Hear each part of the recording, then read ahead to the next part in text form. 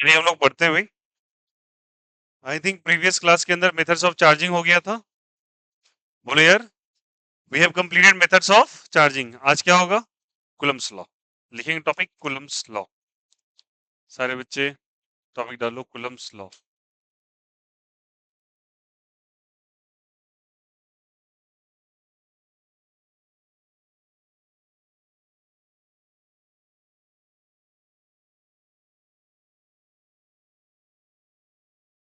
Deal with the topic Coulomb's law. चलो देखो सब कोई, कूलम्स लॉ क्या है? कूलम्स लॉ बेसिकली क्या है भैया? देखना यहाँ पे, सुनो।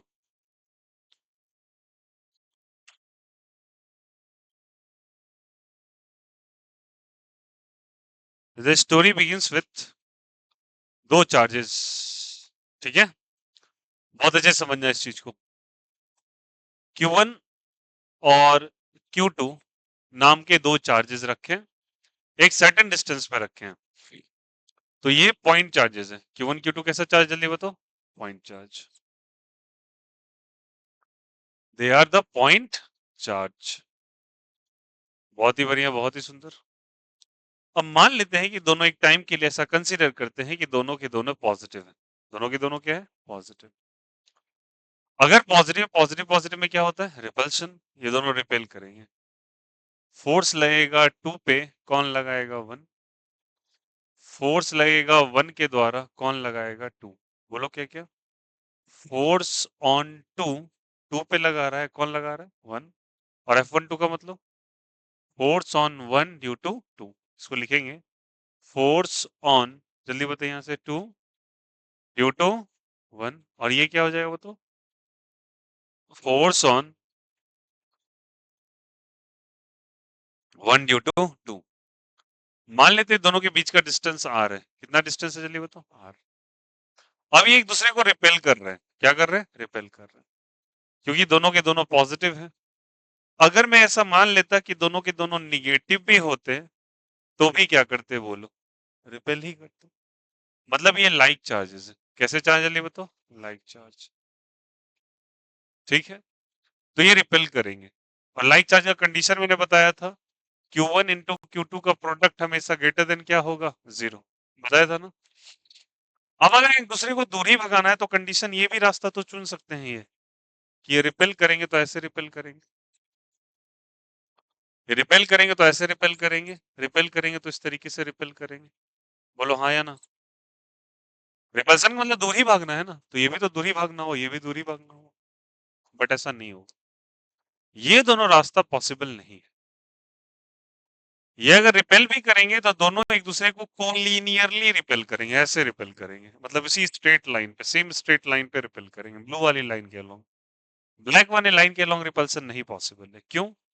बिकॉज ये रिपल्शन फोर्स जो होता है वो बेसिकली होता है सेंट्रल इन नेचर, या फिर इसको कह लो ये सेंट्रल फोर्सेस होते हैं।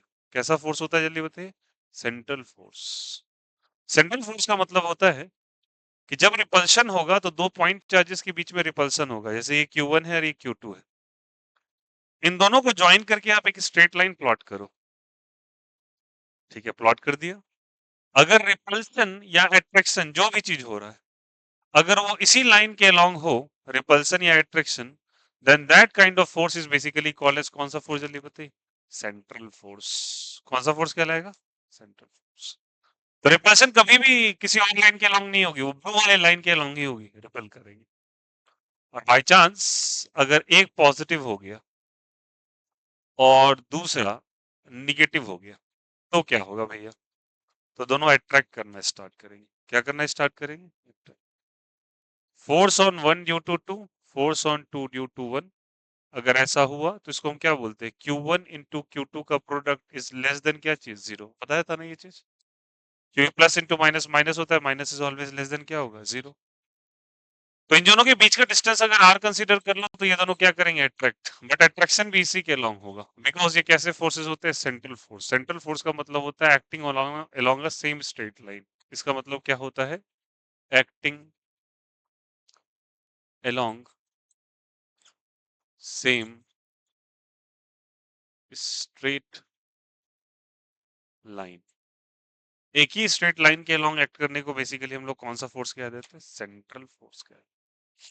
और रिपल्सन हो रहा है, तो कहते हैं कि force on 1 due to 2 is equal to force on 2 due to 1। मतलब दोनों का वैल्यू क्या होता है? सेम होता है। दोनों क्या होता है? सेम, मैग्नीट्यूड वाइज सेम होता है। तो दोनों को आप मान सकते हो, दोनों पे फोर्सेस एफ ही लग रहा है, ठीक है। They are equal and opposite in nature. क्या होता है जल्दी बताइए? इक्वल एंड व्हाट, जल्दी बताइए? Opposite in nature. क्या डायरेक्शन दोनों का सेम है क्या?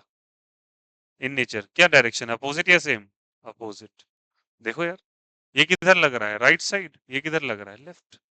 ये लग रहा था राइट, ये किधर लग रहा है? लेफ्ट। Direction opposite. बट अगर इसको मैग्नीट्यूड वाइज नहीं, अगर डायरेक्शन के साथ लिखना चाहे तो आपको लिखना पड़ेगा -F21। क्या मेरी बात समझ में आई? मैग्नीट्यूड वाइज लिखेंगे तो दोनों सेम है, बट डायरेक्शन के साथ लिखेंगे, एक के आगे माइनस साइन लगाना पड़ेगा, क्योंकि एक्शन रिएक्शन पेयर में वर्क करते हैं। एक को राइट साइड लोगे तो एक लेफ्ट साइड वर्क करे। कोई दिक्कत? इसको हम लोग कुलम्स लॉ कहते हैं। कौन सा लॉ कहते हैं? कुलम्स लॉ नहीं कहते। इसको हम लोग कहते हैं कि एक्शन रिएक्शन पेयर में हम लोगों ने फोर्सेस बनाए। अब इसको कैलकुलेट कैसे किया जाए इन फोर्सेस को? तो फोर्सेस को कैलकुलेट करने का तरीका है, जो फोर्स है ना, ये फोर्स जो होता है वो डायरेक्टली प्रोपोर्शनल होता है दोनों के प्रोडक्ट के। ये मैं नहीं, कुलम का स्टेटमेंट है।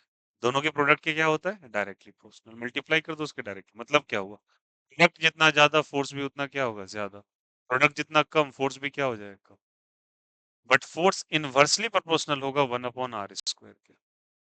डिस्टेंस ज्यादा तो फोर्स कम, डिस्टेंस कम तो फोर्स क्या होगा? ज्यादा। कोई दिक्कत, कोई आपत्ति? और ऐसा होगा तो याद रखना, ये बात स्टेटमेंट किसका था? यही कुलम्स लॉ का स्टेटमेंट। किसका स्टेटमेंट जल्दी बताइए? Coulombs law. बट एक बात बहुत ध्यान से सुनेंगे सभी को, ये लॉ तभी एप्लीकेबल है, सॉरी, ये एप्लीकेबल तो है लॉ, हर जगह एप्लीकेबल है, बट यहाँ पे हम जो बात कर रहे हैं, वो बात क्या कर रहे हैं कि यहाँ पे कुछ नहीं प्रेजेंट है, यहाँ पे वैक्यूम है, यहाँ पे कुछ भी नहीं है, ठीक है। खाली जगह है, स्पेस खाली है पूरी तरीके से। जब साइन ऑफ प्रोपोर्शनैलिटी को साथ में लिया जाए, फर्स्ट और सेकंड को कंबाइन करके लिखेंगे फ्रॉम 1 and 2, बहुत अच्छे से ध्यान से सुनिएगा, एक और दो को कंबाइन कर दो, तो whenever the 1 and 2 is going to be combined, here comes a relation, F is directly proportional to Q1 into Q2 divided by क्या हो जाएगा? R²।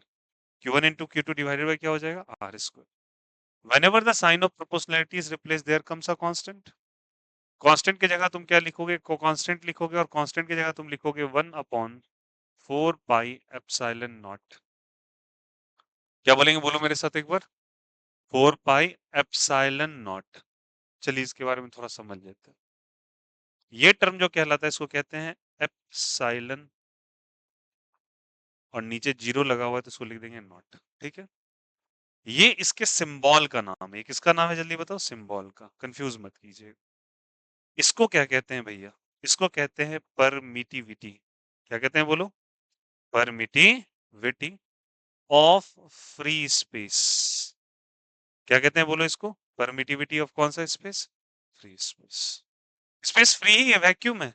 इस वैक्यूम को ही हम क्या कंसीडर करेंगे? कौन सा स्पेस कंसीडर करेंगे? फ्री स्पेस कंसीडर करेंगे। तो ये फ्री स्पेस है, यहाँ पर वैक्यूम है, ठीक है। और इसका डेटा होता है फिक्स, ठीक है। इसका वैल्यू फिक्स होता है। इसका वैल्यू कितना होता है? इस वैल्यू इज 8.85 इंटू 10⁻⁻12। बोलो कितना? 8.85 इंटू 10⁻⁻12। फिक्स डेटा है, बदलने वाला नहीं, ठीक है। अगर ये फिक्स है तो मेरी बात समझना, फिक्स है तो 1/4πε0 का कोई ना कोई वैल्यू होगा फिर, क्योंकि 4 का भी कोई ना कोई वैल्यू होता है। 4 की जगह क्या लिखेंगे आप बताइए? 3.14, और ε0 की जगह कितना? 8.85 into 10 to the power of क्या चीज? -12। इन सब को सॉल्व करोगे तो ये वैल्यू आ जाएगा 9 into 10 to the power of 9। कितना डेटा आ जाएगा बोलो सब कोई? 9 into 10 to the power of 9। तो ये डेटा फिक्स होता है, और कितना होता है बोलो? 9 into 10 to the power of 9।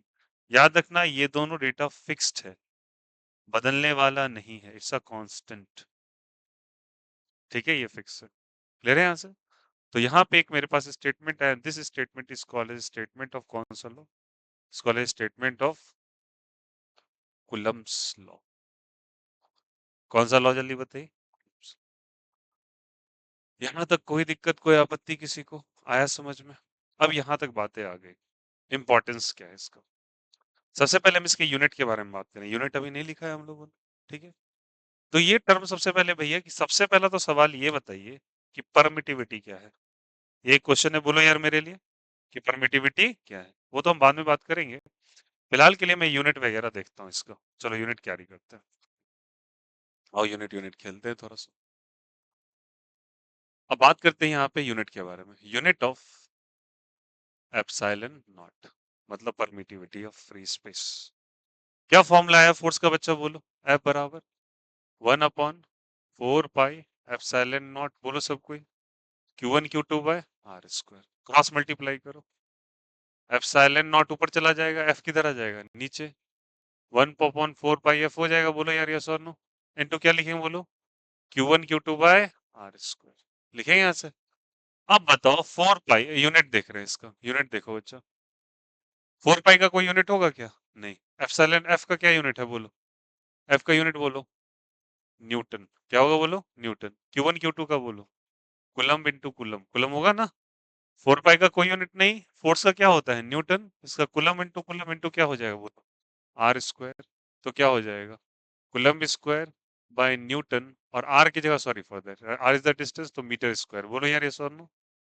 तो क्या यूनिट हो जाएगा वो? तो coulomb square by newton metre square. तो इसका भी यूनिट होगा। इसका भी क्या होगा? यूनिट। यूनिट क्या होगा जल्दी बताइए यहाँ से। क्या निकाला बोलो? Coulomb square by newton metre square. अब बताओ सारे बच्चे बताने यहाँ से। एप्सिलॉन नॉट आ गया यहाँ से।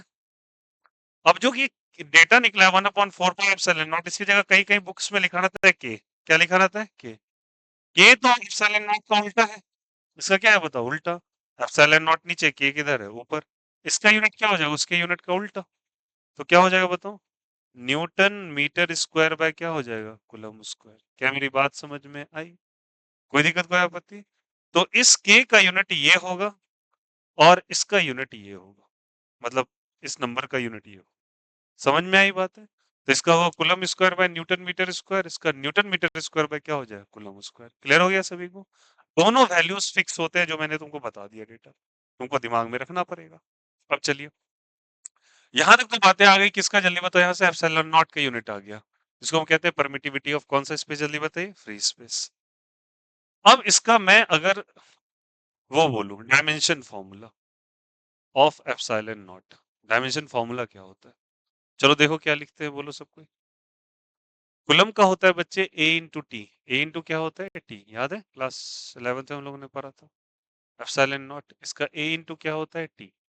क्यों होता है? जिस बच्चे को नहीं आता सुनो सब कोई। चार्ज अपॉन टाइम जो होता है वो होता है करंट, ठीक है? तो चार्ज बराबर क्या होगा? Current into time. करंट का होता है एम्पियर और टाइम का क्या होता है? टी, इसीलिए ए इंटू टी लिखा। क्लियर है यहाँ से? न्यूटन का क्या होता है? फोर्स का बोलो? M L T minus two. और डिस्टेंस का क्या होगा? एल का स्क्वायर। बोलो यार यस और नो। तो एप्सिलॉन नॉट का डेटा क्या हो गया? बोलो सब कोई? A square T square by क्या हो जाएगा? M L T minus two L square. हम इसको तेरा ऊपर ले जाओ, एम को ऊपर ले जाएंगे तो क्या हो जाएगा? एम पे पावर -1, एल पे पावर 1, एल पे पावर 2, एल पे पावर 3, ऊपर जाके एल पे पावर -3, टी पावर -2 जाके ऐड हो जाएगा टी पे पावर 4, ए पे पावर 2। इसका डायमेंशन फॉर्मूला ये होगा। सबको क्या ये बातें समझ में आई? बोलो यार यस और नो। डायमेंशन फॉर्मूला क्लियर हो गया? कल के दिन मैं पूछता what is the dimension of के, डायमेंशन फॉर्मूला ऑफ के मतलब वही 9 इंटू 10⁻⁹ वाला। इसका यूनिट कितना है जल्दी बोलो? न्यूटन मीटर स्क्वायर पर कूलम स्क्वायर। ठीक, उसका उल्टा हो जाएगा बोलो? इसका क्या हो जाएगा उल्टा? क्या लिखेंगे बोलो? के का m -1 या +1? +1। एल पे पावर 3 -3 तो +3, टी पे पावर 4 तो -4, ए पे पावर 2 तो -2। Is the formula dimension of what, जल्दी बताइए? क्या सभी को ये बातें क्लियर हुई या नहीं हुई? कोई दिक्कत, कोई आपत्ति? तो ये हो गया आपका actually what is the meaning of Coulomb's law. उम्मीद करता हूँ सभी को राइट वाला स्टेटमेंट क्लियर हो रहा होगा। मैं थोड़ा सा इसको अंडरलाइन कर देता हूँ, बॉक्सेस बंद कर देता हूँ। Is the dimension formula. Value कितना होता है इसका बताया था, कितना बोलो सब कोई? 8.85 बोलो मेरे साथ, इंटू 10⁻⁻12। यूनिट बोलो? Coulomb square by newton metre square. Dimension formula ये होता है, this the dimension formula. This the dimension formula. Okay, चलिए यूनिट वगैरह हम लोगों ने पढ़ लिया और इसको हम लोग कहते हैं। अब ये फ्री स्पेस लेने के पीछे रीजन क्या था, यहाँ तक क्लियर है? उसके बाद सबसे बड़ा टर्म आया कि यहाँ पे भैया ये क्या चीज है, परमिटिविटी। क्या जल्दी बताइए, परमिटिविटी। चलो समझते हैं इस टर्म को पहले, परमिटिविटी क्या होता है। तो हमारे पास टर्म है परमिटिविटी। देखो, समझना मेरी बात।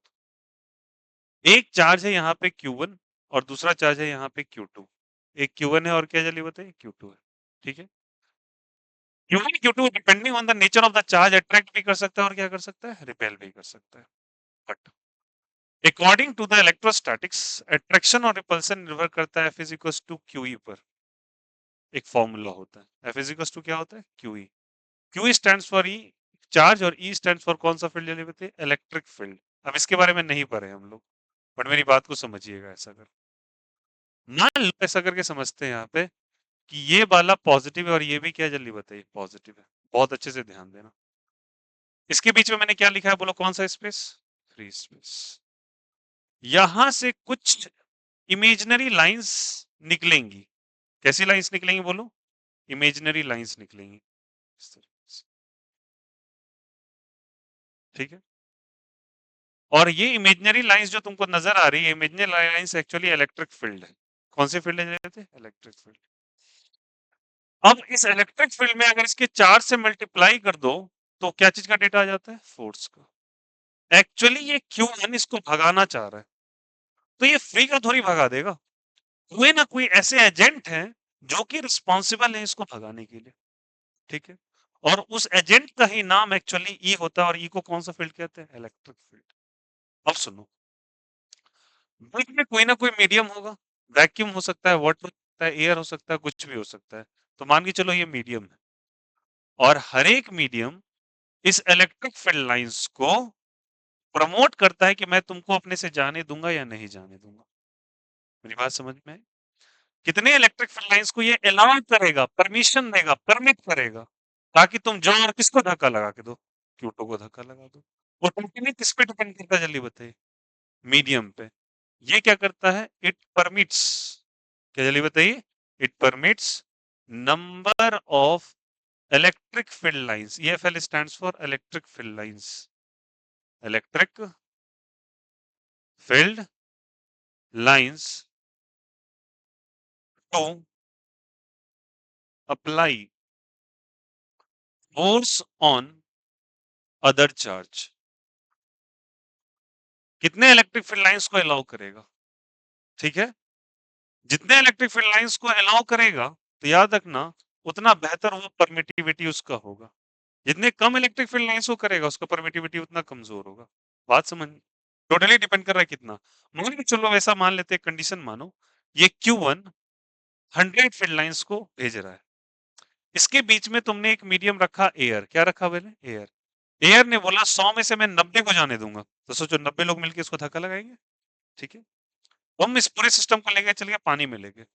पानी बोलती है मैं मात्र 100 में से 20 लोग को परमिट करूंगा, 80 लोग को रोक के रख दूंगा। समझ में आई? मतलब एक तरीके से मानो एक टोकन कार्ड है, एक पास है, जिसको लेके ही आप अंदर जा सकते हैं। तो बोलता है केवल 20 को देंगे, तो बताओ 80, पहली बार में ये 90 लोग धक्का लगा रहे थे, अब कितने लोग धक्का लगाएंगे, 20। वो तो टोटली किस पे डिपेंड किया बताओ, मीडियम पे ना। मीडियम जो परमिशन प्रोवाइड कर रहा है ताकि वो इलेक्ट्रिक फील्ड लाइंस इसके ऊपर फोर्स लगा सके, that property is basically called as a permittivity. समझ में आया, क्लियर है या नहीं है? और परमिटिविटी किसका होता है, मीडियम का होता है। इसलिए मैंने लिखा था कि यहाँ पे वैक्यूम या फ्री स्पेस है, कुछ भी नहीं है। तो क्या होगा, मेरी बात को समझिएगा। परमिटिविटी क्या होता है, ये प्रॉपर्टी होता है, property by virtue of which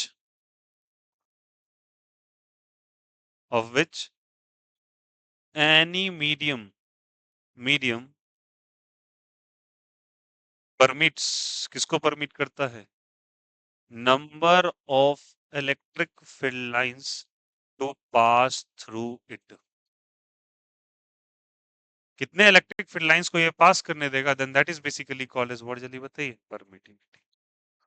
तो क्या भैया परमिटिविटी इंपैक्ट डालेगा फोर्स पे, हाँ, क्योंकि फोर्स के फॉर्मूला में परमिटिविटी आ रहा है। तो परमिटिविटी रिस्पॉन्सिबल होता है कि किसी भी मीडियम के अंदर जाके फोर्स को डिक्रीज और इंक्रीज कर सकूं। ठीक है, तो अगर मुझे यही फोर्स का फॉर्मूला, बहुत अच्छे से सुनिएगा, इसी फोर्स का फॉर्मूला अगर मैंने अभी किसके लिए लिखा है बोलो सब कोई, कहना इसे मैंने किसके लिए लिखा है बोलो, फ्री स्पेस, या फिर मैं कह लूं किसके लिए लिखा है, वैक्यूम के लिए। अगर मुझे यही फॉर्मूला किसी मीडियम के लिए लिखना हो, किसके लिए लिखना हो, मीडियम के लिए, तो मीडियम के लिए यही फॉर्मूला जब लिखोगे बच्चा, तो यहां पर तुम लिखोगे F बराबर, मेरी बात को अच्छे से समझिएगा, 4 पाई एप्सिलॉन m। क्या लिखोगे, एप्सिलॉन m। और बोलो Q1 Q2 बाय क्या लिखोगे, जल्दी बताओ, आर स्क्वायर। क्या लिखेंगे बोलो सब कोई, F बराबर 1 अपॉन एप्सिलॉन m। और यहाँ पे क्या लिखे, एप्सिलॉन नॉट। तो फर्क क्या है भैया, epsilon m is simple the permittivity of medium. क्या हो जाएगा बोलो सब कोई, परमिटिविटी ऑफ क्या दीदी, मीडियम। और वो वाला अभी क्या लिखा है बोलो, ये किसका है जल्दी बताओ, ये किसका है बोलो, परमिटिविटी ऑफ कौन सा स्पेस, फ्री स्पेस, और वो किसका है, मीडियम का है। ये फिक्स है या वेरिएबल है, फिक्स है, कितना है बोलो, 8.85 इंटू 10 टू पावर ऑफ -12। जबकि ये जो होता है बच्चा, वो कंप्लीटली वेरिएबल होता है। क्यों वेरिएबल होगा, मीडियम बदलेगा परमिटिविटी बदलेगा, मीडियम बदलेगा और क्या बदलेगा, परमिटिविटी बदलेगा। कोई दिक्कत, कोई आपत्ति किसी को, समझ में आई बात है। हर मीडियम अलाउ करेगा कितना, मान के चलो तुम पूरे सिस्टम को ऑयल में जाके डिप कर दिए, पूरे सिस्टम को तुम उठा के पानी में रख दिए, फोर्स बदलता चला जाएगा। ठीक है, क्योंकि फॉर्मूला में एप्सिलॉन का डेटा बदल रहा है। ये दोनों सेम भी रहे, बट ये बदलेगा तो फोर्स बदल जाएगा। ठीक है, अब एक चीज और देखो, यहां तक क्लियर है सभी को। अगर मैं परमिटिविटी ऑफ मीडियम को और परमिटिविटी ऑफ फ्री स्पेस को, किसको बोलो, परमिटिविटी मीडियम को और परमिटिविटी ऑफ फ्री स्पेस को, दोनों को डिवाइड कर दिया जाए, क्या कर दिया जाए बताओ, डिवाइड। और अगर डिवाइड कर देंगे और आपको एक डेटा चाहिए, तो अगर आप डेटा निकालोगे, तो वो डेटा जो हो जाएगा बच्चे, वो बराबर हो जाएगा एप्सिलॉन आर के, किसके बराबर, एप्सिलॉन आर के। और इसको हम लोग कहते हैं रिलेटिव परमिटिविटी। क्या कहते हैं बोलो सब कोई, रिलेटिव परमिटिविटी, या फिर इसी को कहा जाता है बच्चे डाइलेक्ट्रिक कांस्टेंट। क्या कहते हैं बोलो यहां से, डाइलेक्ट्रिक कांस्टेंट। इसको हम लोग या तो एप्सिलॉन आर से रिप्रेजेंट कर सकते हैं, या फिर आपका मन हो तो इसको रिप्रेजेंट कर सकते हो के से भी। बट फर्क है, क्या फर्क है, ये जो के का डेटा आएगा वो के वेरिएबल होगा। वो क्या होगा बोलो, वेरिएबल। और पहले से जो तुम के लिखे, वो के को कोई लेना देना नहीं है उससे, वो फिक्स होता है। और वो कितना होता है जल्दी बताओ, 9 इंटू 10⁻⁹। इसका कोई मतलब नहीं है। के से केवल काइट ही लिखाता है क्या, के से केवल काइट लिख सकते हो क्या, there are millions of word written from K. तो के का मतलब वही थोड़ी होता है, के का मतलब ये नंबर फिक्स है, ठीक है। पर यहाँ पे के का मतलब क्या चीज से, डायलेक्ट्रिक कांस्टेंट से। यहाँ पे क्या है जल्दी बताइए, कांस्टेंट है या वेरिएबल है, कांस्टेंट है, जबकि ये बदल सकता है। अलग अलग मीडियम के किस पे डिपेंड करेगा, depends on medium, depends on what जल्दी बताइए, मीडियम। क्या सभी को एक डिटेल एनालिसिस कुलम्स लॉ का समझ में आया, नहीं आया, कोई दिक्कत, कोई आपत्ति। तो परमिटिविटी एक्चुअली तीन प्रकार के होंगे, कौन कौन सा जल्दी बोलो, एक फ्री स्पेस का, एक मीडियम का, और एक दोनों को डिवाइड कर दो तो रिलेटिव परमिटिविटी। ठीक है, अब चलिए इस पे चर्चा करते हैं और पूरा डिटेल से कॉपी करते हैं सब कुछ।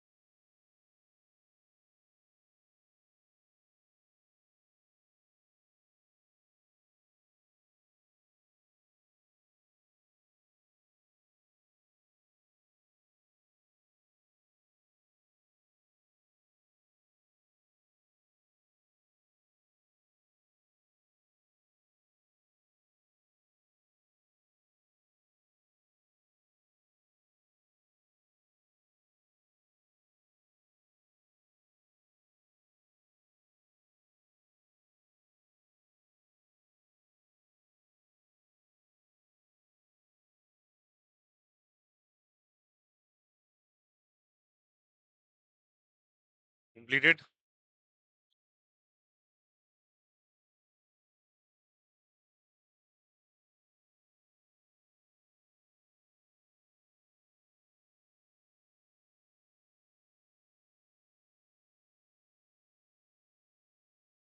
Yeah, last is the relative permittivity.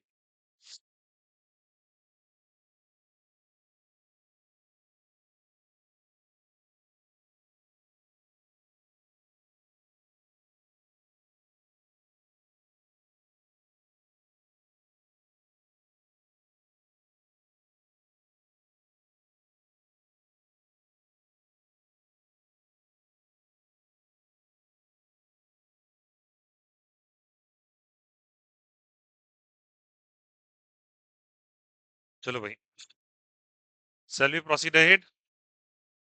आगे बढ़े।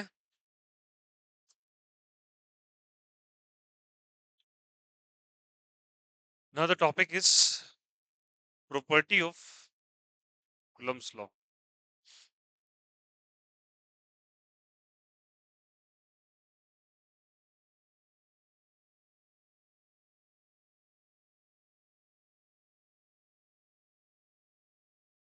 कुछ Coulomb's law की प्रॉपर्टी, एक्चुअली इसको प्रॉपर्टी कह लो और या फिर कह लो नेचर ऑफ इलेक्ट्रोस्टैटिक फोर्स। क्योंकि एक बात बताओ यार, हम लोग कुलम्स लॉ के अंदर क्या पढ़ते हैं एक्चुअली? इलेक्ट्रोस्टैटिक फोर्स के बारे में तो निकाल रहे हैं सब कुछ। तो सुनना मेरी बात को। पहला, ये फोर्स कैसा है, सेंट्रल या नॉन सेंट्रल? सेंट्रल है, बताया था ना, acting on a same straight line. तो कैसा फोर्स होता है जल्दी बताइए? Central force. बताया था ना, acting on a same straight line, starting में बोले थे। बोलो यार। Second one, it follows inverse square rule. सुनो मेरी बात को। कौन से रूल को जल्दी बताइए? Inverse square rule. What is the meaning of that? Force और आर का कैसा रिलेशन है? ठीक है, इनवर्स का ही ना। आर बढ़ाओगे तो फोर्स घटेगा, और कैसे टाइम्स बताओ? Square times. थर्ड, ठीक है, it's a long range force, काफी दूर तक वर्क करेगा ये। शॉर्ट रेंज फोर्स मत कहना, कौन सा long range force. Fourth, applicable for point charges only. Point charges, आप किसी चार्ज डिस्ट्रीब्यूशन के लिए इसको अप्लाई तो करेंगे, बट उसका तरीका अलग होता है निकाल। ठीक है, पॉइंट चार्ज मतलब एक छोटा सा चार्ज, मतलब इलेक्ट्रॉन प्रोटॉन न्यूट्रॉन, जो छोटे छोटे चार्जेस है उनके लिए एप्लीकेबल है ज्यादातर। ठीक है, बड़े चार्जेस के लिए तरीका दूसरा होता है निकालने। ठीक है, एप्लीकेबल और कौन सा चार्ज होते हैं? Point charges. Fifth, conservative in nature. अब कुछ बच्चा बोले what is the meaning of conservative? Conservative कोई सोच से मतलब नहीं है। कंजर्वेटिव का मीनिंग होता है बच्चे कि इसके अंदर अगर तुम इलेक्ट्रोस्टैटिक फोर्स का इस्तेमाल करके वर्क डन कर रहे हो, क्या चीज को कर रहे हो? वर्क डन कर रहे हो। कि वर्क डन कैसे निकालते हैं आप बताइए? फोर्स मल्टीप्लाइड बाय डिस्प्लेसमेंट से। बोलो हाँ या ना। अगर तुमने इलेक्ट्रोस्टैटिक फोर्स का इस्तेमाल किया वर्क डन निकालने के लिए, तो याद रखना उसको कोई लेना देना नहीं होगा कि रास्ता किस प्रकार से गया। तुम चाहो तो ऐसे ले जाओ, चाहो स्ट्रेट लाइन ले जाओ, चाहे जिगजैग ट्रैक से ले जाओ, जैसे मन वैसे ले जाना। बट याद रखना इसको कोई मतलब नहीं होता है कि रास्ता कैसा है। और ऐसे फोर्सेस को हम कैसा फोर्स कहते हैं जल्दी बताइए? Conservative force. तो ये हमारे लिए कैसा फोर्स है जल्दी बताओ? Conservative force. मतलब तुम ट्रैक नंबर 1 अपना लो, 2 अपना लो, 3 अपना लो, तो work done in track 1 is equal to work done in track 2 is equal to work done in track 3। कोई मतलब नहीं है रास्ता किसी भी प्रकार का हो, वर्क डन का वैल्यू क्या आने वाला है? सेम है। इसको कैसा फोर्स कहते हैं जल्दी बताइए? कंजर्वेटिव। ठीक है, नेक्स्ट तरीका, क्या ये मीडियम पे निर्भर कर रहा है? हाँ, तो डिपेंड्स ऑन व्हाट जल्दी बताइए? मीडियम। डिपेंड्स ऑन व्हाट जल्दी बताइए? मीडियम। मीडियम पे निर्भर करता है भैया। मीडियम बदलोगे फोर्स बदल जाएगा। कैसे बदलेगा? फोर्स याद रखना यहाँ पे एक इंपॉर्टेंट चीज, force in medium is always, force in vacuum divided by के। फोर्स घट जाता है एक्चुअली मीडियम में जाने के बाद। कितने टाइम्स घट जाता है? के टाइम्स घट जाता है। और ये डिक्रीज कर, के से तुम डिवाइड कर रहे हो ना, तो के टाइम्स डिक्रीज कर जाता है। ये क्यों डिक्रीज कर जाता है? और ये के क्या है? K is not 9 into 10 to the power of 9। K is actually the epsilon r, और एप्सिलॉन आर इज व्हाट, जल्दी बताइए। रिलेटिव परमिटिविटी और डाइलेक्ट्रिक कांस्टेंट। अब सुनना मेरी बात को, ये एप्सिलॉन आर जो होता है बच्चे, ये ऑलवेज ग्रेटर देन 1 होता है, या फिर कह लो कि के का वैल्यू हमेशा 1 से बड़ा है। तो किसी नंबर को तुम सुनो, एफ नॉट का मतलब क्या हुआ? ये लग रहा है तुमको वैक्यूम में, और ये किस में लग रहा है बोलो? मीडियम में। तुम किसी नंबर से डिवाइड कर रहे हो और वो नंबर हमेशा केस 1 से बड़ा है, तो चीज घटेगा या बढ़ेगा? घटेगा। मान के चलो फोर्स का डेटा था 10 न्यूटन का, कितने न्यूटन का? 10। और के का वैल्यू मान लो 2 है, कितना है? 2, 10/2, घट गया ना। तो फोर्स हमेशा डिक्रीज करता है। कोई पूछेगा तो क्या होगा? तो force in medium, F in medium, या फिर ऐसे कर लो, फोर्स इन मीडियम, ध्यान रखना सभी कोई, very important statement, decreases by, decreases by के टाइम्स। कितना टाइम जल्दी बताइए? के टाइम्स। के टाइम्स फोर्स डिक्रीज कर जाता है। बच्चा ऊपर चले जाइएगा, ऊपर एक रूम खाली होगा वहां। कितने डिक्रीज, डिक्रीज बाय कितना टाइम जल्दी बताइए? के टाइम्स। फोर्स जो है कितने टाइम्स डिक्रीज कर जाएगा बताइए? के टाइम्स। फोर्स के टाइम्स डिक्रीज कर जाता है जब कभी मीडियम के अंदर आते हो तो। और ये बहुत इंपॉर्टेंट स्टेटमेंट है, मैं इसका यूज करूंगा 2 से 3 बार आगे। ठीक है? मीडियम में ले जाने पे फोर्स डायरेक्टली घट जाता है। क्लियर है सभी को? फोर्स कितने टाइम्स घट जाएगा? के टाइम्स। के क्या होता है? Epsilon R. एप्सिलॉन आर क्या है भैया? ये एक नंबर है। What is that? है नंबर है, और नंबर हमेशा कैसा है जल्दी बताओ? Greater than 1। अच्छा बताओ, अगर एक नंबर है तो क्या इसका डायमेंशन होगा? नहीं, इट्स व्हाट, जल्दी बताइए? डायमेंशनलेस। एप्सिलॉन एम को डायमेंशन होता है, एप्सिलॉन नॉट को होता है, बट एप्सिलॉन आर को नहीं होता, क्योंकि ये रेशियो है, और रेशियो का डायमेंशन नहीं होता, ऐसा डायमेंशनलेस। समझ में आई बात है? फिर से बताओ कैसा फोर्स है, जल्दी बोलो पहला पॉइंट। सेंट्रल या non central? Central. Central means what? Centre की तरफ वर्क कर रहा? नहीं, किधर वर्क करना? स्ट्रेट लाइन पे। बहुत ही बढ़िया। सेकंड बोलो क्या फॉलो कर रहा है? इनवर्स स्क्वायर रूल को। किसको फॉलो कर रहा है? इनवर्स। लॉन्ग रेंज है या शॉर्ट रेंज है? कंजर्वेटिव या नॉन कंजर्वेटिव? कंजर्वेटिव से आप क्या समझते हैं? कंजर्वेटिव से क्या समझते हैं? पाथ डिपेंडेंट या path independent? Path independent. Path से लेना देना नहीं है। क्या सभी को यहां तक की बातें समझ में आई? कोई दिक्कत, कोई आपत्ति? ठीक है। मीडियम में और एक चीज यहाँ पे स्टेटमेंट होता है, कहीं कई बार लिखा रहता है, it is mediated bye photons. Photons, light का याद करो, पार्टिकल नेचर पढ़ा था ना हम लोगों ने लाइट का। तो उसमें क्या बोला था कि पार्टिकल्स, लाइट के पास क्या होता है? फोटोन होता है। याद रखना, इलेक्ट्रोस्टैटिक फोर्स के पीछे कोई चीज अगर रिस्पॉन्सिबल, तो फोटोन्स भी रिस्पॉन्सिबल है। इलेक्ट्रोस्टैटिक फील्ड जो है वो कहीं ना कहीं लाइट को भी परमिट करता है, इसके बारे में हम लोग बाद में बात करेंगे, याद रखना। बट कहीं ना कहीं लाइट के फॉर्मूला के अंदर इलेक्ट्रिक फील्ड ऑलरेडी प्रेजेंट होता है। तो कहीं ये लिखा रहे कि it is mediated bye photons, क्या फोटोन्स रिस्पॉन्सिबल है इलेक्ट्रोस्टैटिक अट्रैक्शन और रिपल्सन के लिए? तो ये स्टेटमेंट बिल्कुल सही है और इंपॉर्टेंट स्टेटमेंट है। तो क्या लिखें? It is mediated bye. Mediated का मतलब होता है मेडिएशन करना। मेडिएशन का मतलब होता है किसी के बीच में जाके समझौता करवाना। और कौन समझौता करवा रहा है? तो photons is responsible for the attraction and repulsion between the charges. ठीक है? क्योंकि इलेक्ट्रिक फील्ड डायरेक्टली और indirectly responsible for the generation of light. ये जाके हम लोग आगे चल के पढ़ेंगे। और अगर किसी को जानना है तो एक फॉर्मूला मैं बता देता हूँ फिलहाल के लिए। C इज इक्वल टू होता है root under mu naught into epsilon naught. C is the speed of light. Epsilon naught अभी पढ़ा आपने, देखो इसके फॉर्मूला में ही आ रहा है एप्सिलॉन नॉट। आया समझ में? परमिटिविटी का तो चर्चा अभी चल रहा है। तो स्पीड ऑफ लाइट के फॉर्मूला में क्या कर रहा है? परमिटिविटी। क्या कर रहा है? परमिटिविटी। इसीलिए तो लिखा है it is mediated by what, जल्दी बताइए? फोटो। होता है क्या? मेडिएशन का मतलब होता है हस्तक्षेप करना, दो चीज के बीच में समझौता कराना। मैं बोला कि एक डिसीजन मेडिएट हो गया है दो के बीच में, या कोई मेडिएशन का रास्ता निकालिए, लड़िए झगड़िए, मध्यस्तर का रास्ता निकालिए, ताकि दो पार्टीज लड़ाई ना करे, उसी को मेडिएशन कहा जाता है। और मेडिएटेड का मतलब होता है कहीं ना कहीं वो चीज रिस्पॉन्सिबल है दो पार्टीज के बीच में। तो यहाँ पार्टीज क्या है? यहाँ पे कौन पार्टी का काम कर रहा है? चार्जेस। तो चार्जेस के बीच में अट्रैक्शन और रिस्पॉन्सिबल के लिए, रिपल्सन के लिए कौन रिस्पॉन्सिबल है? फोटोन्स।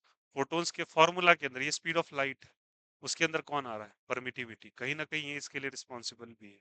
समझ में आई बात है? क्या ये पॉइंट्स में किसी को कोई दिक्कत, कोई आपत्ति? उसके बाद एक पॉइंट और होता है, इसको हम प्रूव नहीं करते। Can't be proved. कोई अगर पूछे किसको प्रूव कर सकते हैं क्या, नहीं, it's not a proof, it's a law. Law को हम लोग एज इट इज मानते हैं और ये लॉ हर जगह वैलिड भी हो जाता है, ठीक है। ध्यान रखिएगा, इट कांट बी प्रूव्ड। क्या ये सारे इंपॉर्टेंट पॉइंट समझ में आए सभी को? कोई दिक्कत, कोई आपत्ति? परमिटिविटी मैंने आपको समझा ही दिया, और ये वाला स्टेटमेंट याद रखिएगा, लास्ट वाला काफी ज्यादा इंपॉर्टेंट है। उम्मीद करता हूँ सभी को ये चीज समझ में आया होगा। कोई दिक्कत, कोई आपत्ति किसी को? बोलो यार, is the concept is clear to everyone? चलो, अब सुनो एक चीज और इंपॉर्टेंट। यहां तक क्लियर है? अब चलिए एग्जांपल के तौर पे एक चीज देखते हैं। अच्छा, एक चीज और, एक और लिखना। It follows superposition principle. ये तो भूल ही गया। इट फॉलोज कौन सा प्रिंसिपल, जल्दी बताइए? Superposition principle. सुपरपोजिशन प्रिंसिपल का क्या मतलब? सुपरपोजिशन का मतलब होता है बच्चे, किसी चीज के ऊपर ओवरलैपिंग करना। एक के ऊपर एक, एक के ऊपर एक के ऊपर एक। What is the meaning of that? चलो समझाते हैं।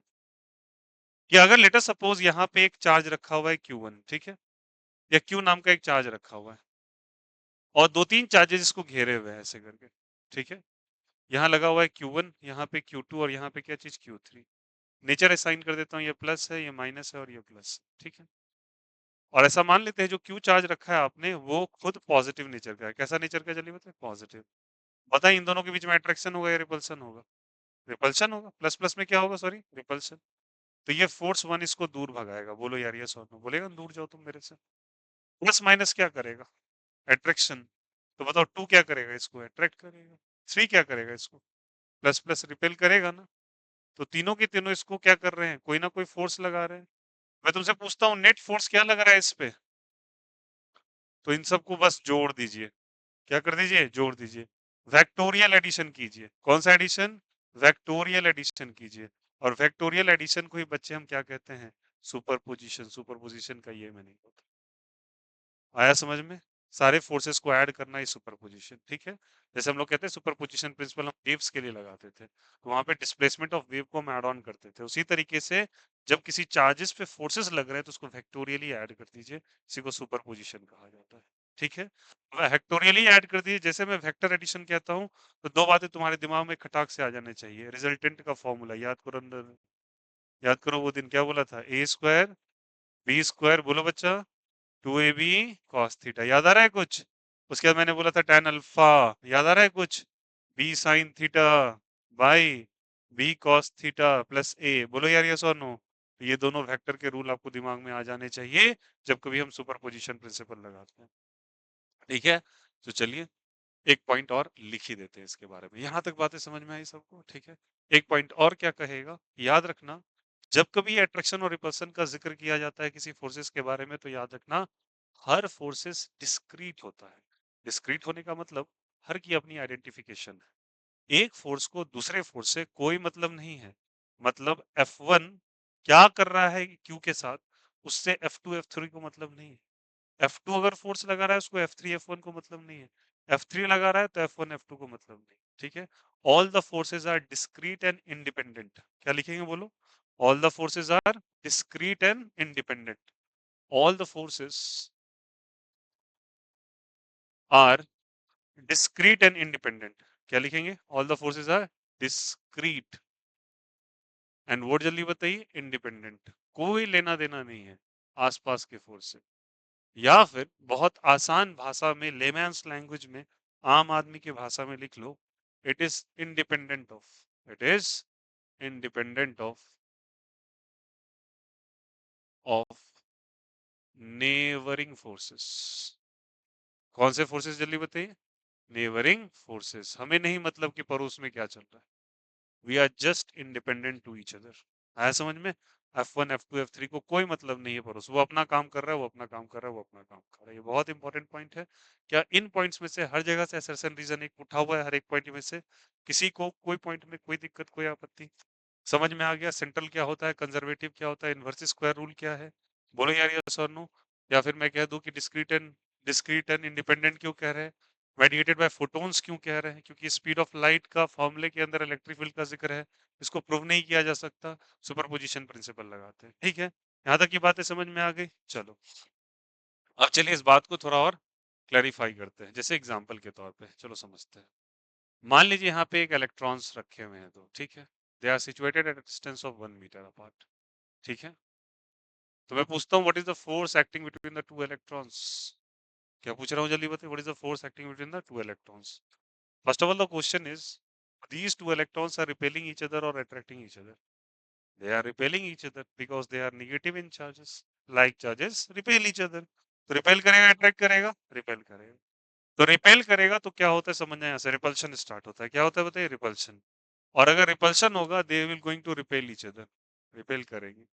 और अगर रिपेल करेंगे एक दूसरे को तो फोर्सेस कितना निकलेगा। फोर्स का फॉर्मूला क्या है बच्चा, जल्दी बोलो। K Q1 Q2 by are square. What is the value of K, 9 into 10⁻⁹। Magnitude बस रखना। अच्छा एक मिनट, एक इंपॉर्टेंट चीज और। ई का तुम चार्ज बोलोगे तो इसे किसी बच्चा से पूछा जाए तो फटाक से बोलेगा -1.6 इंटू 10⁻⁻19 कूलम। ठीक है, ट्राई टू अंडरस्टैंड। इन दोनों में रिपल्शन क्यों हो रहा है, क्योंकि दोनों माइनस है प्लस है, माइनस है। माइनस की वजह से दोनों में क्या एग्जिस्ट कर रहा है, रिपल्शन। तो once you consider the attraction और रिपल्शन, क्या बोला, अट्रैक्शन और रिपल्शन जब आप ले चुके हैं तब साइन मत रखिएगा चार्जेस का। ठीक, क्या बोला, जब अट्रैक्शन रिपल्सन ले ही चुके हैं तो साइन नहीं रखिएगा, क्योंकि दोनों चीज एक साथ एप्लीकेबल नहीं। ठीक है, अलग बात है minus multiplied by minus is a plus, but sign नहीं लेते। समझ में आया यहाँ पे। तो don't put the sign when you case, in case when you already taken repulsion, क्योंकि रिपल्सन इसलिए हो रहा है तुमने माना है ये दोनों कैसा है, माइनस है। साइन मत रखिएगा, तो वैल्यू इसका रखिए, कितना है बोलो, 1.6 इंटू 10⁻⁻19। और ऐसे ऐसे दो बार है क्या, तो दोनों का क्या कर देंगे, स्क्वायर कर देंगे क्या। And what is the value of R, 1 का स्क्वायर। अब इसको सॉल्व करो, 9 इंटू 10⁻⁹ बोलो यार, यस और। 1.6 का स्क्वायर 2.56, 10⁻⁻19, 10⁻⁻38। 9 को मल्टीप्लाई करो, 9 6 54, 5 in hand 9 5 45, 5 in hand 50, 5 in hand 9 2 18, 5 23.4। ठीक है ना। 10⁻⁹ और यहाँ पे 38, 8 उधर से गया, एक यहाँ से 10⁻⁻29। बोलो यार यस और नो। और फोर्स निकालो तो आंसर क्या चीज में आएगा, न्यूटन में आएगा। निकाल लो, खुश हो जाओ, फोर्स आंसर आ गया। कोई दिक्कत, कोई आपत्ति किसी को। क्या कंसेप्ट क्लियर हुआ, बोलो यार यस और नो। क्या प्रॉपर्टी ऑफ कूलम्स लॉ में कोई दिक्कत, कोई आपत्ति किसी को, बोलो भाई। It's quite easy and simple, है ना। क्लियर है सभी को, समझ में आया सभी को। जब कभी इधर से निकालेंगे तो ये करना है। अच्छा एक बात बताओ सब कोई, आपको एक डेटा कैलकुलेट करके लाना, मैं आपके लिए दे रहा हूँ, ठीक है। इसी क्वेश्चन में समझना, ये फोर्स ऑफ रिपल्सन निकला ना, ठीक है। अगर मैं तुमसे इसमें इसी क्वेश्चन के अंदर, इसी क्वेश्चन के अंदर मैंने यहाँ पे जो निकाला है वो इलेक्ट्रोस्टैटिक फोर्स निकाला है। कौन सा फोर्स निकाला है, इलेक्ट्रोस्टैटिक फोर्स। मैं तुमसे कहता कि अगर तुम मुझे ग्रेविटेशनल फोर्स निकाल के बताओ, कौन सा फोर्स, ग्रेविटेशनल। इलेक्ट्रोस्टैटिक के अकॉर्डिंग ये क्या कर रहा है, रिपेल या अट्रैक्ट, रिपेल कर रहा है। बोलो क्यों, क्योंकि दोनों कैसे चार्जेस हैं, लाइक चार्जेस। बट अगर मैं ग्रेविटेशन को, तो gravitation is always attractive in nature और repulsive in nature, always attractive. ठीक है, ग्रेविटेशन हमेशा क्या होता है, attractive. both has the individual masses, both will going to attract each other. So let us suppose the gravitational force of attraction is acting inward। बोलो यार हाँ या ना। ग्रेविटेशन किधर लगेगा, अंदर या बाहर, अंदर लगेगा। और ग्रेविटेशन का अट्रैक्शन क्या होगा, स्ट्रेंथ में पढ़ा है आप लोगों ने, क्या था बोलो, ग्रेविटेशन का attraction is G m1 m2 by are square. बोलो यार यस और नो। जी का डेटा बोलो, 6.67 इंटू 10⁻⁻11। याद आ रहा है। मासेस क्या होता है इलेक्ट्रॉन का, what is the mass of electron, लिखवाया था 9.1 इंटू 10⁻⁻31 किलोग्राम्स। बोलो यार यस और नो। तो क्या लिखेंगे बोलो यहाँ से, 9.1 इंटू 10⁻⁻31 का होल स्क्वायर हो जाएगा। आर की जगह क्या लिखेंगे, 1 का स्क्वायर। अब इसको सॉल्व करेंगे तो कितना आ जाएगा, 6.67। अभी 9.1 का स्क्वायर हो जाएगा, जो भी होगा स्क्वायर कर लीजिएगा। 10⁻⁻11, 10⁻⁻31 का 10⁻⁻62, -62 -11 कितना हो जाएगा, 10⁻⁻62 -73। बोलो यार यस और नो। भाई क्या हो जाएगा, 1 का स्क्वायर। नहीं हो जाएगा क्या, यही हो जाएगा ना, कोई दिक्कत। 62 और 11 जोड़ लो यार, 73 नहीं होगा। अब इसको मल्टीप्लाई करके एक रिजल्ट आएगा, ठीक है। आपका काम है कि इस रिजल्ट को, ग्रेविटेशनल फोर्स को और इलेक्ट्रोस्टैटिक फोर्स को, यानी कि उल्टा कर लेना। इलेक्ट्रोस्टैटिक टू ग्रेविटेशन का आप रेशियो निकाल के अपने कॉपी में नोट डाउन करेंगे। ये मैं टास्क आपके लिए छोड़, क्लियर है सभी को? तो चलिए, note down the property of the Coulomb's law, question.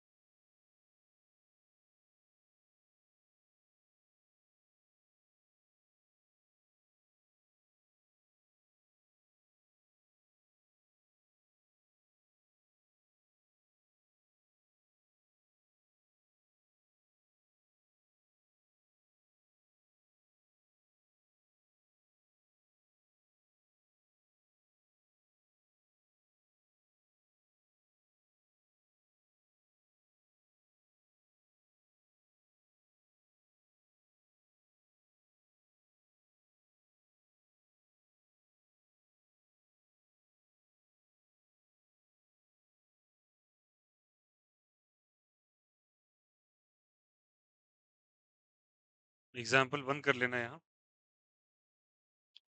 Right down as example 1, we're dealing with example number 2.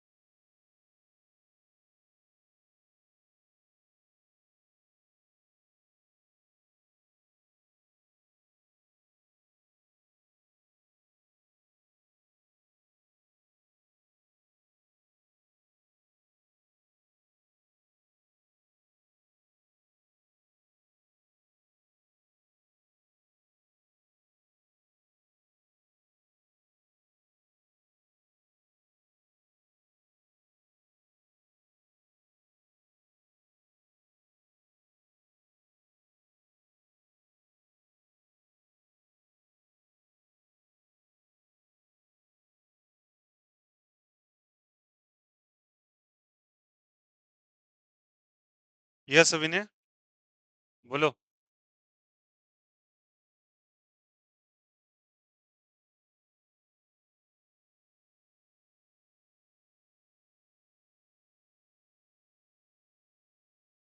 ये कैलकुलेट करके आप लोग रख लोगे gravitation, electric to electrostatic to gravitation का डेटा क्या होगा, ठीक है।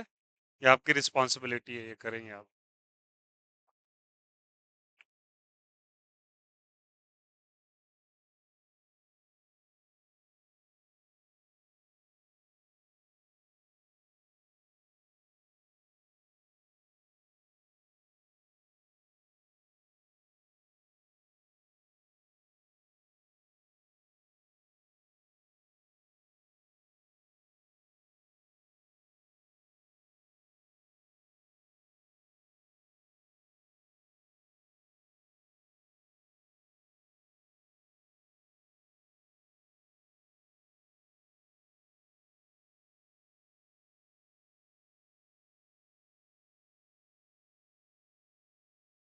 ठीक है, चलो।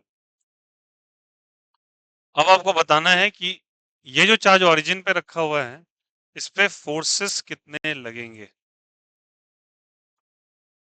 लिखना है force on the charge placed at origin. At where, जल्दी बताइए। At origin. ओरिजिन पे जो चार्ज रखा है उस पर कितना फोर्स लगेगा, ये आपको बताना है, ठीक है।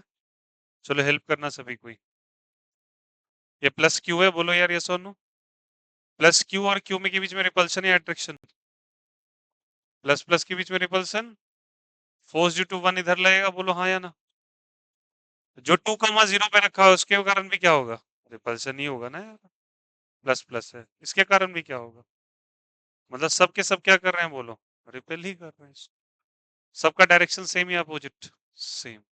वही बोला कि सारे फोर्सेस को आप ऐड कर सकते हो। और वेक्टर का रूल होता है, अगर फोर्स एक ही तरफ लग रहे हैं तो सारे फोर्सेस को डायरेक्टली ऐड कर दो, ठीक है। तो अगर मुझे सॉल्यूशन लिखना पड़े तो नेट फोर्सेस अगर आप निकालेंगे तो नेट फोर्सेस आप कैसे लिखेंगे? F1 plus F2 plus F3 dot dot dot F infinity तक। अच्छे से सुनना सवाल को, ठीक है। ये 1 पे रखा है, ये 2 पे रखा है, ये 4 पे, ये 8 पे, तो क्या लिखेंगे बोलो पहला वाला? के Q1 इंटू Q2 मतलब Q इंटू Q, और डिस्टेंस दोनों का कितना है? 1, तो 1 का स्क्वायर। बोलो होगा नहीं होगा? फिर बोलो क्या लिखेंगे? के Q into Q by distance कितना है दोनों का? 2, 2 का स्क्वायर। फिर क्या रखोगे बोलो? के Q इंटू Q, कितना डिस्टेंस है दोनों का? 4, 4 का square. Dot dot dot dot कहाँ तक बोलो? क्या कॉमन ले लेंगे बोलो? के क्यू क्यू कॉमन ले लेंगे, क्या बच जाएगा ब्रैकेट के अंदर बोलो? 1/1, फिर बोलो 1/4, 1/16, 8 होता तो कितना होता? 64, डॉट डॉट डॉट क्या हो जाता है? इन्फिनिटी। आ जाता क्या? अब देखो कि ये क्या हुआ, यहाँ तक तो समझ में ये क्या है। ये एक्चुअली एक ज्योमेट्रिक प्रोग्रेशन फॉलो हो रहा है मैथ्स का। जिन्हें आता है वेल एंड गुड, नहीं आता सुनो। ये किसको फॉलो कर रहा है? जीपी को। अब ये जीपी क्या है? आगे वाले नंबर से पीछे वाले नंबर को डिवाइड करके देखिए, कुछ नंबर मिलेगा आपको। 1/4, 1/1 का मतलब 1, तो 1/4 आएगा। बोलो यार ये सो। फिर नंबर कितना है जल्दी बताओ? 1/16। बोलो यार ये सुनो, कितना नंबर है बोलो? 1/16। उससे पहले कितना है? 1/4। भाग दो तो। 1/16 बाय 1/4। 1/4 ही आ रहा है क्या? फिर देखो नंबर कितना है? 1/64 बटे 1/4, 16। 1/4। क्या सबका वैल्यू फिक्स आ रहा है? This ratio is called as a CN, called as a common ratio. Common क्या चीज? रेशियो। जब एपी पढ़ते हैं तो कॉमन डिफरेंस आता है डी। यार यस और no? A plus N minus one into D, arithmetic progression. यार यस और नो? ज्योमेट्रिक प्रोग्रेशन उसी तरीके से एक एचपी होता है, उसे कहते हैं हार्मोनिक प्रोग्रेशन। ठीक है, तो ये क्या चाहिए बताओ? जीपी। जीपी कहाँ तक ऐड कर रहे हैं? इनफाइनाइट तक। और जीपी को जब इनफाइनाइट तक ऐड करते हो तो उसका रूल होता है, इसको ऐड करने का रूल है सम रूल। याद करो, वहां भी होता है ना ऐसे करके, n/2 2a plus n minus one into D पढ़े हो गया ना? तो यहाँ होता है a upon one minus R. A upon क्या होता है? One minus R. और R is a call as a common ratio. Common ratio कितने का है बताओ? 1/4 का। थोड़ा सॉल्व कर लेते हैं इसको, क्या हो जाएगा? के क्यू क्यू। बोलो यार ये सॉल्व। पहला टर्म दिख रहा है, ए मतलब फर्स्ट टर्म। ए मतलब कौन सा टर्म जल्दी बताइए? First term. फर्स्ट टर्म, याद है ना? और ये वाला कॉमन रेशियो सी आर है। चलो बताओ फर्स्ट टर्म कितना है बोलो? 1 है। फर्स्ट टर्म कितना है बच्चा बोलो? 1 बाय 1 माइनस कॉमन रेशियो कितना? 1/4। 1/4 सॉल्व कर लो। के क्यू क्यू। बोलो यार ये सर नो। 1 माइनस 1/4 तो 3/4। तो 1 अपॉन क्या हो जाएगा? 3/4। 4 किधर चला गया? ऊपर। तो आ जाएगा 4/3 के क्यू क्यू। बोलो आया नहीं आया? ये कौन सा फोर्स निकल गया? Net force. क्या सभी को ये कहानी समझ में आई? बोलो हाँ या ना? Is the concept is clear to everyone? बोलो क्लियर है सभी को? चलो इस क्वेश्चन में थोड़ा सा ट्विस्ट करते हैं। Question number 3, example number 3।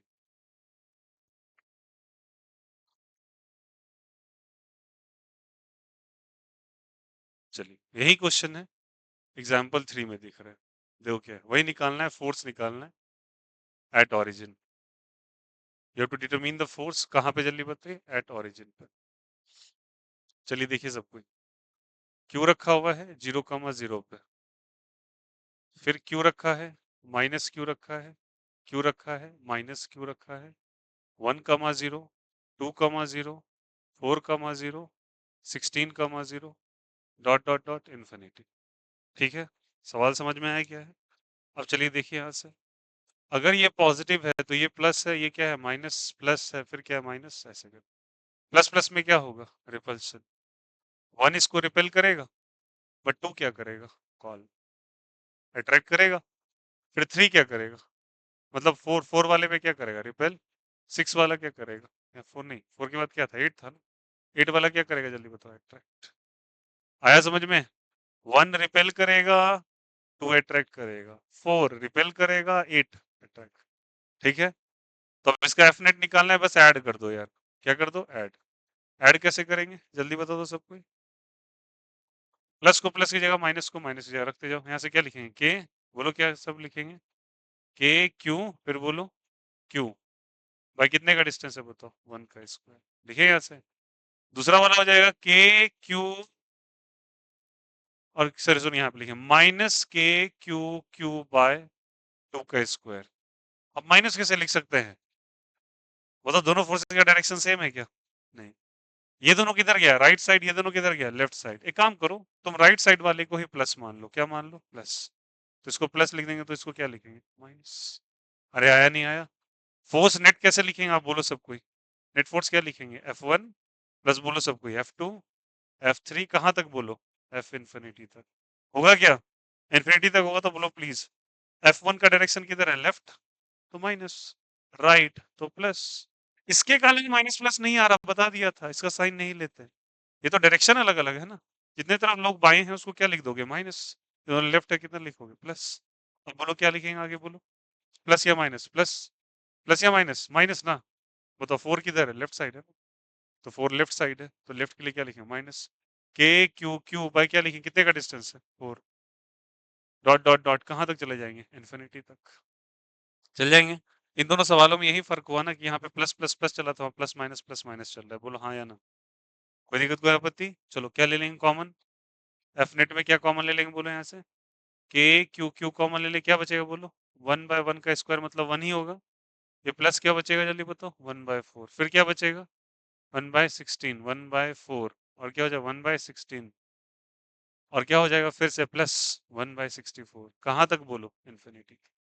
कहानी समझ में आ गई, कोई दिक्कत कोई आपत्ति? चलो बोलो फिर से, कॉमन रेशियो कितना होगा, 1/4/1, 1/4 ही होगा, तो क्या लिखेंगे बोलो ऐसे, के क्यू क्यू A upon 1 minus R, but A का टर्म अब क्या है जल्दी बताओ, -1 या +1, -1 by 1 minus R, 1 minus R कितना है इस बार, -1/4 है, नहीं आया सर, रेशियो 1/4 है, -1/4 है यार, 1/4 डिवाइडेड बाय -1 है ना, तो कितना हो जाएगा -1/4, -1/16 डिवाइडेड बाय 1/4, -1/4 आ जाएगा। तो कॉमन रेशियो कितने का आ रहा है यहाँ बोलो, यहाँ पे -1/4, सॉल्व कर लो इसको, क्या लिखेंगे बोलो यहाँ से, के क्यू क्यू ऊपर हो जाएगा -1 बाय माइनस माइनस क्या हो जाएगा प्लस 5/4, तो 5 नीचे हो जाएगा, 4 किधर चला जाएगा ऊपर, तो कितना हो जाएगा -4/5 के Q Q by, answer is the final, बुलाया यहाँ से, और यहाँ पे कितना है था 4/3 के, माइनस साइन क्यों आ रहा है, क्योंकि नेट फोर्स किधर आया होगा, लेफ्ट साइड, नेट फोर्स किधर आया होगा बोलो, लेफ्ट या राइट, नेट फोर्स किधर आया होगा लेफ्ट। अब कुछ बच्चा देखो इस बात पे मेरे से लड़ाई करेगा, यहाँ पे तो नेट फोर्स लेफ्ट ही आ रहा, माइनस कहाँ आ रहा है, नहीं मैंने सारे को डायरेक्शन सेम ले लिया है ना, अगर वेक्टोरियल एडिशन दे दिया होता इस क्वेश्चन के अंदर तो माइनस आई कैप लगा देता, और इसके अंदर भी माइनस आई कैप ही होगा, पर समझ में आ रहा है ना, मैं तुमको केवल रिप्रेजेंट किया, यहाँ पे एज सच कोई फोर्सेस नहीं है दूसरे, इसलिए प्लस माइनस लिया ही नहीं, समझ में आया, यहाँ पे प्लस माइनस इसलिए यहाँ पर है क्योंकि डायरेक्शन क्या है अपोजिट है, अगर वेक्टोरियल ही करता इसी चीज को तो इसको लिखते हैं ऐसे करके 4/5 4/5 के क्यू क्यू, और कौन सा कैप लिखते हैं माइनस आई कैप, और इसके लिए भी क्या लिखते हैं बोलो यहाँ से 4/3 के क्यू क्यू कौन सा कैप माइनस आई कैप, अगर डायरेक्शन देता तो, नहीं देता तो ये आंसर सही है, हो सकता है चार ऑप्शन में से 4/5 में माइनस मिले ही ना, गलत थोड़ी होगा, सही है, मैग्नीट्यूड दे दिया उठा के। आया समझ में, और एग्जैक्ट अगर करेगा तो ऐसा करेगा, समझ में आ गई बात है। इसको मुझे जीपी पढ़ाने के लिए ये चीज बताना पड़ेगा, ज्योमेट्रिक प्रोग्रेशन का इस्तेमाल बहुत ज्यादा होता है इस चैप्टर के अंदर, बारहवीं सीक्वेंशियली आएगा, ठीक है। जीपी का एक इंट्रोडक्शन था, सम ऑफ एन टर्म कहते हैं इसको, A upon 1 minus R, A is the first term, R is the common ratio, clear हो गया सभी को, कोई दिक्कत कोई आपत्ति सवाल में, उम्मीद करता हूँ सभी को ये क्लियर हो रहा होगा। अब देखो तुमने एक काम किया है, ये सारे बच्चे बताना, देखिए ऐसे करके, मैं ऐसे अगर पूछता हूँ find velocity of electron revolving around revolving around a proton,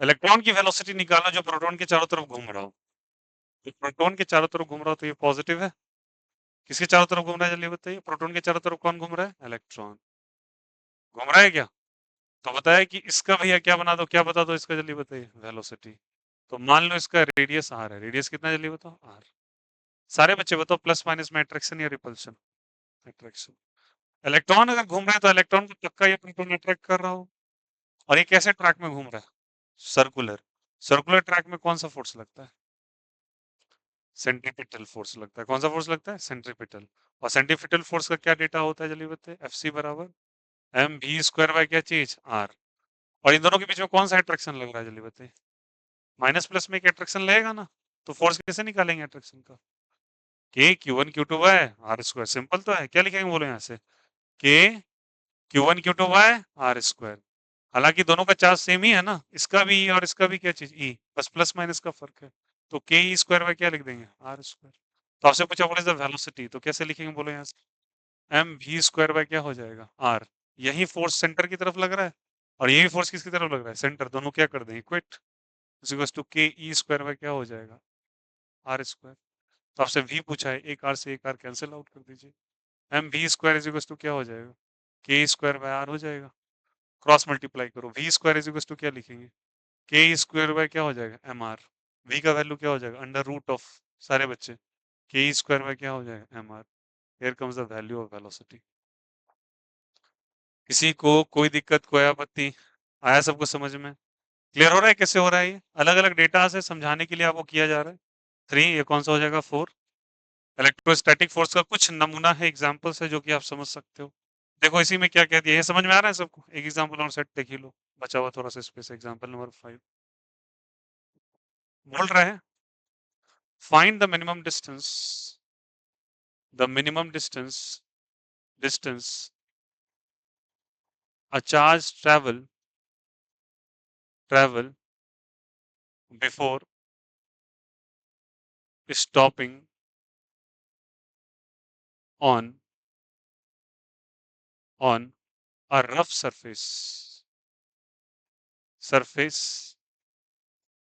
coefficient of friction. याद आ रहा है कुछ का वैल्यू म्यू दिया हुआ है। अब ये तुम लोग को पता है, मैं कोई जातीय नहीं कर रहा हूँ, ऑन रिकॉर्ड बोल रहा हूँ क्योंकि ये सेशन रिकॉर्ड हो रहा है। मैं सुबह वाले सेशंस में ये सवाल नहीं करवाया। क्यों नहीं करवाया? क्योंकि अभी मुझे उनको पैरेलली पहले लाना पड़ेगा, सेंट्रीपिटल क्या होता है, फ्रिक्शन क्या होता है। ये नहीं कह रहा कि वो पढ़े नहीं होंगे, पढ़े होंगे, और आमूमन तौर पर बच्चे इनको नहीं याद रह जाता है चीजें। मुझे तो पता है कि आपको कोएफिशिएंट ऑफ फ्रिक्शन क्या है, ठीक है। डिस्कशन वहां भी होगा, अब रिकॉर्डिंग सेशंस तो उनके लिए भी रिकॉर्डेड है।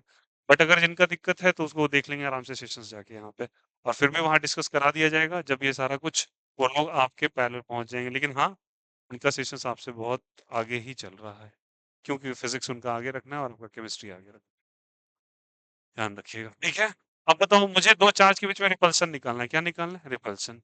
अगर दो चार्ज के बीच में रिपल क्या लिख रहा है, find the minimum distance between the charges, जबकि ये ट्रेवल रुकने से पहले कितना डिस्टेंस चला, ये बताना है आपको। दो चार्जेस है, मान के चलो, प्लस है, ये क्यू है, प्लस क्यू है। दोनों के बीच में रिपल्सन या अट्रैक्शन? रिपल्सन होगा। कितना होगा बताइए, रिपल्सन या अट्रैक्शन? रिपल्सन। अगर रिपल्सन होगा तो बताओ, कभी ना कभी जाके रुकेगा भाई साहब। कितने डिस्टेंस पे रुकेगा आपको ये बताना है। क्या बताना है आपको? कितने डिस्टेंस पे रुकेगा, वो डिस्टेंस को आपको कैलकुलेट करके लाना है। तो एक बात बता दो यार, अगर ये चार्ज को, फोर्स को, इसको रिपेल करेगा, इलेक्ट्रोस्टैटिक फोर्स, तो किधर लगेगा, राइट साइड या लेफ्ट साइड? राइट साइड यार, इन दोनों को रिपल्सन होगा ना। अगर ये राइट साइड होगा, फ्रिक्शन किधर लगेगा? Left side. बताओ, फ्रिक्शन को स्मॉल एफ से रिप्रेजेंट करते थे। बोलो यार, इसका फ्रिक्शन का क्या फॉर्मूला था, म्यू इनटू एन। क्या था? Mu into N. तो क्या लिखेंगे बोलो यहाँ से, और लगा देंगे क्या? इलेक्ट्रोस्टैटिक का फॉर्मूला क्या हो जाएगा बोलो, K Q1 Q2 by are square कर देंगे। बोलो यार, ये सुनो, के Q1 Q2 बाय क्या चाहिए, आर स्क्वायर। और इलेक्ट्रोस्टैटिक फोर्स का फॉर्मूला क्या होता है, म्यू इनटू एन। कर देंगे क्या? अब जब ये रुक जाएगा तो दोनों फोर्स का वैल्यू सेम है, डिफरेंट? सेम। तो आप बस क्या करना है यहाँ से, क्या करना, फ्रिक्शन फोर्स को कौन से फोर्स से इक्वेट कर देना, इलेक्ट्रोस्टैटिक फोर्स से। जो ये डेटा आर का आएगा वही आर क्या हो जाएगा, जल्दी बताइए। वही क्या हो जाएगा, कौन सा डिस्टेंस हो जाएगा, मिनिमम डिस्टेंस। समझ में आया मैंने क्या कहा? फ्रिक्शन फोर्स की जगह क्या लिखेंगे, म्यू इनटू एन। उसी जगह क्या लिखेंगे, के Q1 Q2 by are square. Are निकाल लीजिएगा, आंसर आ जाएगा। किसी को कोई दिक्कत, कोई आपत्ति इन सब इलस्ट्रेशंस में? और प्लीज इसको दिमाग में रख लीजिएगा, बहुत इंपॉर्टेंट है, काम आएगा आगे बहुत ज्यादा। कॉमन रेशियो और arithmetic progression, geometric progression. Copy whole steps.